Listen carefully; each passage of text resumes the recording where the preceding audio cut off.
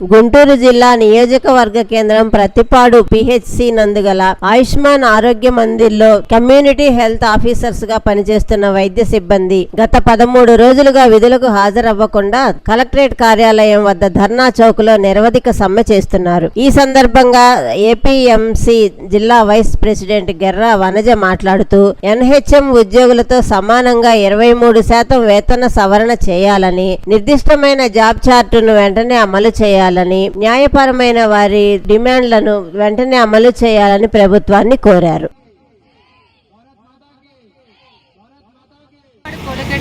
పనిచేస్తున్న community health officer అందరినీ ఈరోజు మీడియా ముందుకు వచ్చి ఉన్నామండి.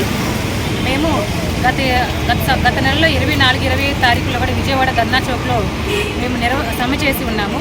కానీ గవర్నమెంట్ వాళ్ళు మాకు ఎటువంటి సానుకూల స్పందన రాని పక్షంలో ఈ పోయిన నెల 28వ తారీఖు నుంచి ఈ రోజు వరకు ఈరోజు 13వ రోజుకి చేరిందండి మా సమ్మె. మేము కలెక్టర్ ఆఫీస్ ఎదురున్న ధర్నా చౌక్లో సమ్మె చేస్తూ ఉన్నాము. రోజు మా న్యాయమైన హక్కుల గురించి మేము గవర్నమెంట్ వారిని అడుగుతూ ఉన్నాము. దీనిలో భాగంగా ప్రతిపాడు మండలంలో ఉన్న ఏ ఒక్క ఆయుష్మాన్ ఆరోగ్య మందిర్లో కూడా సిహెచ్ఓలు విధులు నిర్వర్తించట్లేదండి. సమ్మెలో కూర్చొని ఉన్నాము. మేము రోజువారీ చేసే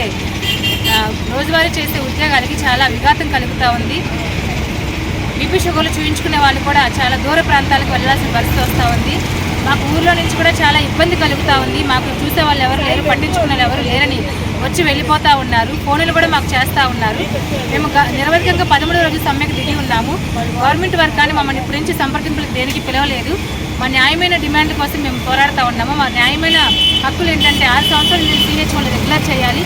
23% హైక్ ఎన్హెచ్ఎం వాళ్ళకి వర్తింపజేసిన విధంగా మా సిహెచ్ఓలు కూడా వర్తింపజేయాలని, 5% యాన్యువల్ ఇంక్రిమెంట్ గురించి మేము అడుగుతూ ఉన్నాం. ఈపీఎఫ్ఓను కూడా పునరుద్ధరించమని అడుగుతూ ఉన్నాం. మేము చనిపోయిన తర్వాత సిహెచ్ఓలు ఎవరైనా ఉద్యోగంలో ఉంచిన తర్వాత ఎక్స్గ్రేషియా కూడా ప్రకటించాలని అడుగుతూ ఉన్నాము.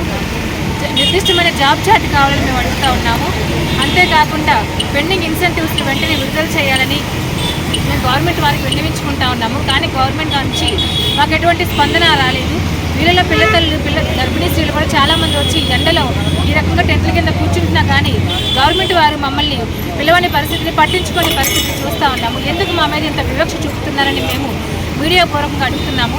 తక్షణమే గవర్నమెంట్ వారు మమ్మల్ని చర్చలకు పిలిచి మా న్యాయమైన హక్కులు, డిమాండ్లు నెరవేర్చాలని. Thank you.